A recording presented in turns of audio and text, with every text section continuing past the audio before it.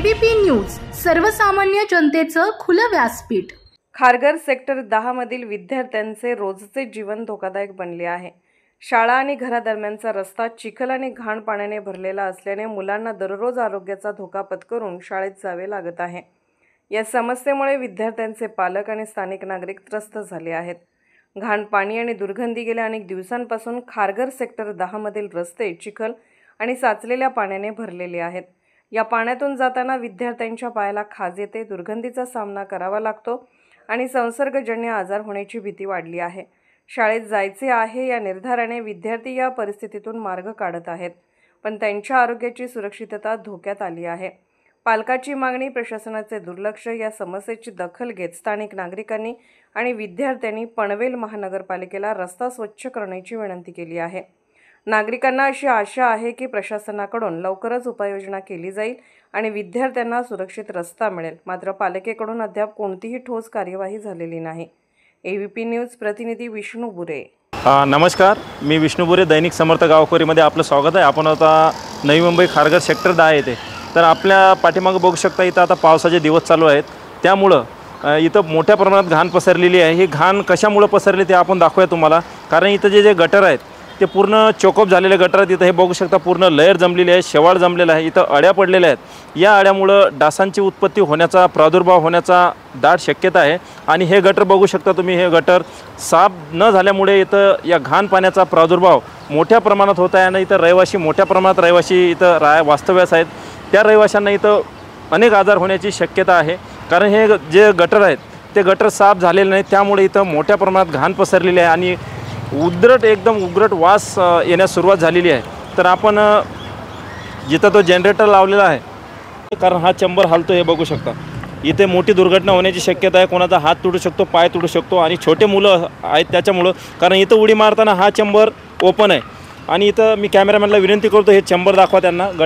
हे गटर वर्षानुवर्ष साफ झालेलं नाही, याच्यामध्ये बॉटल आहेत, खूप मोठ्या प्रमाणात कचरा पडलेला आहे, त्याच्यामुळं हे गटर ब्लॉक झालेलं आहे। आणि त्या मुलांचं पण म्हणणं आहे, आता मुलं खोटं बोलत नाहीत, मोठा माणूस एक वेळा खोटं बोलू शकतो, पण त्यांचं म्हणणं आहे आम्ही तर ट्युशनला येताना जाताना मोठ्या समस्येला सामोरं जावं लागतं आणि या पाण्यात आमचा पाय पडला तर आमच्या पायाला पण खाज सुटते आणि आम्हाला अनेक आजार होण्याची शक्यता आहे।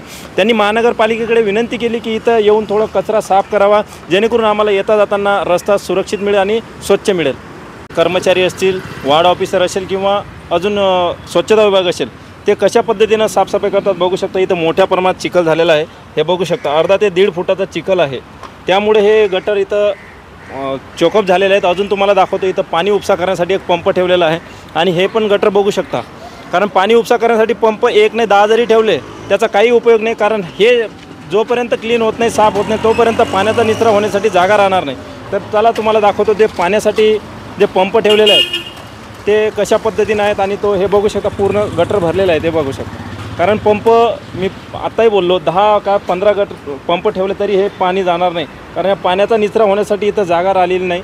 पनवेल महानगरपालिकेने पावसाळ्याआधी कुठलीही उपाययोजना न केल्यामुळे या परिस्थितीला सामोरे जावे लागत आहे। तर बघू शकता इथे कशा पद्धतीनं हे बघू शकता, आता हे जे आहे अशा हजारो कॅरीबॅग पडलेले आहेत, कचरा पडलेला आहे आणि हाच कचरा या नाल्यामध्ये जाऊन हे नाल्या पूर्ण भरलेल्या, याची साफसफाई करण्यात आलेली नाही। तर हे साफसफाई, पाणी उपसा करण्यासाठी इथं जो पंप ठेवलेला आहे ते पंप शक्यतोवर बंदच राहतो, कारण इथं पंप 10 नाही किती पण ठेवले, कारण हे जर गटर साफ झालं नसेल तर या पंपाचा काही उपयोग नाही। तर इथं आपण मुलांशी पण वार्ता केली, तर मुलांनी पण त्यांच्या भावना व्यक्त केल्या, ज्यांना तो त्रास होतो आहे ते त्यांनी व्यक्त केलेला आहे। आता हे पावसाळा आहे, आता इथं हे पंप आहे, आता हे पंप बघितला आपण, इथं बंद आहे, कारण हे गटर आहे, या गटरच्या वरती पाणी आलेलं आहे। तर हे गटरचा काही उपयोग नाही, हे गटर क्लीन असतं तर ह्या पाणी इथं राहिलं नसतं, कारण इथं येताना जाताना गाडी चालकांना खूप मोठ्या प्रमाणात सामोरे जावं लागत आहे, कारण इथं थोडेफार खड्डे पण आहेत।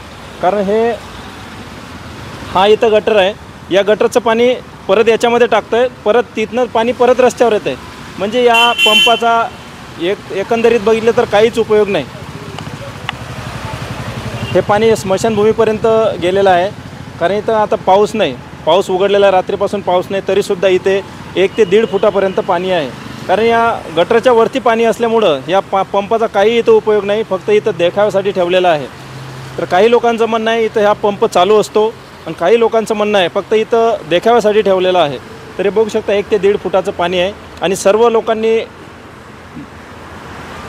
पनवेल महानगरपालिकेचे जे स्वच्छता विभाग असेल, पाणी विभाग असेल किंवा गटर विभाग असेल त्यांना विनंती केली की इथं वर्षानुवर्षी इथं साफसफाई केली जात नाही आणि काही नागरिकांचं म्हणणं इथं झाडूवाले पण इथं येत नाहीत, झाडूही मारला जात नाही, त्यामुळे या गल्लीचा हा प्रॉब्लेम झालेला आहे. बघू शकता इथं आपल्यासोबत काही नागरिक आहेत. सर कितना दिन से ये चैम्बर खुला है? ये हमेशा ऐसे रहता है, बारिश आता है तो फिर हो जाता है, नहीं रहता है तो भी ये बहता रहता है पानी. तो ये चैम्बर टॉयलेट का है कि ऐसा नॉर्मल पानी का? अभी ये टॉयलेट का है. तो क्या कितना बच्चे लोग जाते हैं इधर रोज? इधर अब देखो, अब ये पूरा जितना आते जाते पूरा रास्ता यही है आने जाने का. इधर से गांव से भी आते, उधर से भी आते, तो फिर बिल्डिंग का तो अब बिल्डिंग का ही हो गया. इसमें बहुत प्रॉब्लम है, इसको सोल्व करना बहुत जरूरी है. बहुत गंदा है इस पे. तो ये गटर साफ के लिए महानगरपालिका के कभी आता है लेकिन करके जाते हैं फिर हो जाता है. प्रॉब्लम ये कैसा करने का है वो आपको मालूम है. वो चैम्बर की बात नहीं कर रहा हूँ, ये गटर का. ये गटर का तो ये सबसे प्रॉब्लम ज़्यादा उसी में है. अच्छा, मतलब वो क्लीन रहता तो इधर नौबत नाही आती ती. हां, तर काय आपल्यासोबत शाळेचे मुलं आहेत, तर तुम्हाला शाळेत जाताना येताना काय कुठल्या समस्याला सामोरे जावं लागतं? पहिली गोष्ट तर याने आजार पसरू शकतो. हे पूर्ण गटाराचं पाणी वरती येतं, आम्हाला यायला जायला पण प्रॉब्लेम होतं. जर हे साफ केलं तर हे दिसणारच नाही तुम्हाला. आम्ही इथे क्लासला येतो, इथे 25 ते 30 मुलं क्लासला येतात सकाळपासून संध्याकाळपर्यंत. त्यांना इथून यावं लागतं वरून. पण आता तुम्ही हे रस्ता क्रॉस करता इथं पूर्ण ब्लर झालेलं, त्याच्यावरून पाय जर घसरला आणि ते हलतंय पण, ते घसरते, ते स्लिप पण होऊ शकतं आणि खाली पाय पण जाऊ शकतो. एकदा दोनदा पडलेलं पण आहे त्याच्यावर. पडले पण. हां, तर ते साफ केलं पाहिजे. तर काय पनवेल महानगरपालिकांना काय सांगाल याच्याबद्दल? पनवेल महानगरपालिका येऊन साफ करून जाते, पण ते तात्पुरतं फक्त दाखवण्यापुरतं. नंतर ते परत तसंच वरती येतं. ते पावसाळ्यातच प्रॉब्लेम होतो, अदर टाईम तसं नाही होत, पण ते पण असंच असतं. ते आता किती दिवसापासून असं आणि काय त्रास होतो तुम्हाला येताना? आता आम्ही येतो पण इथे घाण असतं ना सगळं, तर त्या वासानं आम्हाला पायाला वगैरे खाज येते, फोडे येतात म्हणजे त्या पाण्यातून आल्यावर. म्हणून आम्ही इथून येतो, पण हे पण हालतंय ना सगळं, तर तिथून आम्ही पडायची आवश्यकता आहे, म्हणजे पडू शकतो त्याच्याने. आता तुझे आणि किती मित्र येतात इथे रोज? इथं आम्ही 5-6 मित्र येतात. तर काय त्रास होतो, कशा पद्धतीने जाता तुम्ही येणं जा करता? आम्ही आता कमी पाणी असल्यावर उडी टाकून येतो, नाही तर फिरून येतो. पण उडी टाकताना पण तुमच्या जीवाला धोका. आता या दीदीने सांगितलं की इथं पण 1-2 पडलं आमचा मित्र. त्या पण. हाँ, ओके, यस सर. तो और भी कुछ मर्जी? हाँ, ये और भी कुछ यहाँ पे रहवासी है, यहाँ पे इनका शॉप है, ये भी आते जाते रहते. कितना दिन से प्रॉब्लम और क्या क्या दिक्कतें? तो देखिए, प्रॉब्लम एनी टाइम है. ये उस महानगर पालिका का आती है गाड़ी, ये साफ करके जाएगी, तुरंत 10 मिनट बाद फिर भर जाता है. महानगर का गाड़ी आती है, वो खाली पानी खींच के जाती है.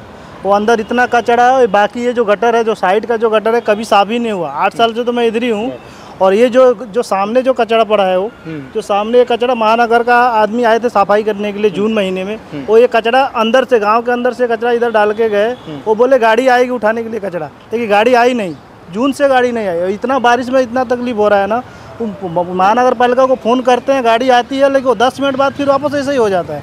और ये साइड का कचरा तो कभी उठाया ही नहीं, कभी साफ ही नहीं किया है. यहाँ झाड़ू मारने के लिए भी नहीं आता है कोई.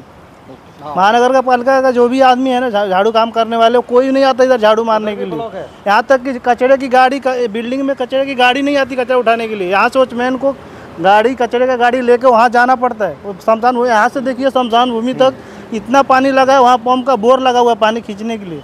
लेकिन वो 4 महीने से तो बोर लगा हुआ है ऐसे ही, तो उसका कुछ फ़ायदा नहीं है उसको. गटर ही, हाँ, खाली दिखावा है. गटर ही नहीं साफ हुआ है तो आप कितना भी कुछ करके कुछ भी करिए, आप गटर ही नहीं साफ होता है.